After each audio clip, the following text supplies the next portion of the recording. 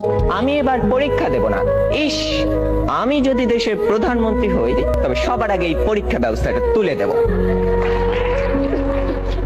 যে 1994 বিতর্কে অংশগ্রহণ করছেন 6 জন।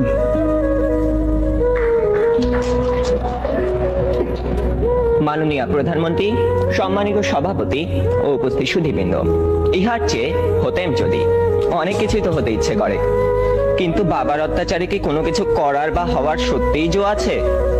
এই তো কদিন আগে বাসার সবাই মিলে নাটক দেখতে বসেছে, আমিও পরিবেশের গন্ধ শুকে আস্তে আস্তে এগোচ্ছি কোন রকমের দর্শকের সারিতে জায়গা দখল করার জন্য।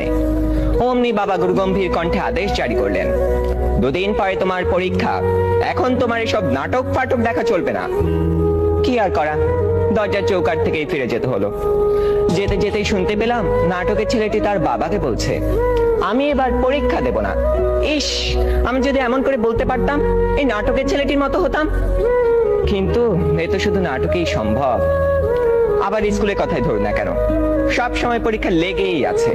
ক্লাস টেস্ট, সাপ্তাহিক, মাসিক, টার্ম, এবং আমাদের স্কুলে আরো একটি পরীক্ষা আছে, পপ টেস্ট। অর্থাৎ বলা নেই কওয়া নেই, স্যার ম্যাডাম ক্লাসে এসে দুম করে বললেন, তোমাদের পরীক্ষা নেব।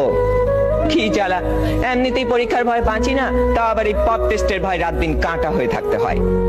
জনান্তিকে বলে রাখি, আমি যদি দেশের প্রধানমন্ত্রী হই তবে সবার আগে এই পরীক্ষা ব্যবস্থাটা তুলে দেব। এরই মধ্যে একজন বন্ধু ইশারা করলো, এনেছি। বুঝতে পারলাম গতকাল তাকে হুমায়ুন আহমেদের বোতল ভূত বইটা আনতে বলেছিলাম।